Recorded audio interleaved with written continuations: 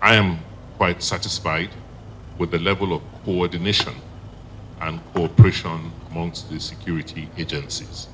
They have been able to brief us in detail how they intend to secure each polling unit in Edo State, how they intend to secure the ward collation centers, the local government collation center, and the INEC office in Benin City.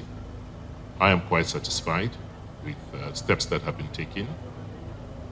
It's now for us to appeal to our citizens to come out to fulfill their constitutional duties.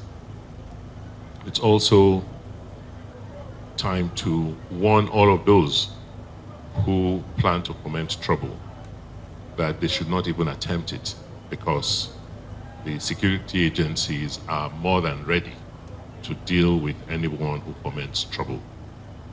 People should come out peacefully, go to their polling units, make sure that they conduct themselves peacefully, get through the accreditation, vote, and then leave the polling units until it's time for the sorting, if they have to be there.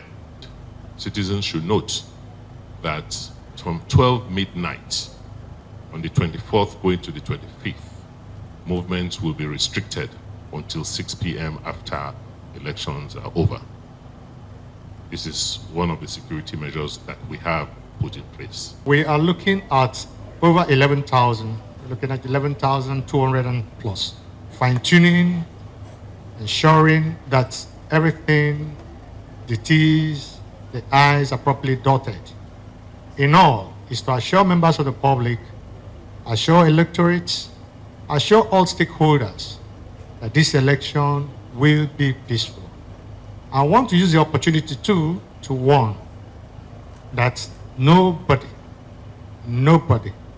should please foment trouble. It will be unacceptable. Fomenters of trouble will be prosecuted.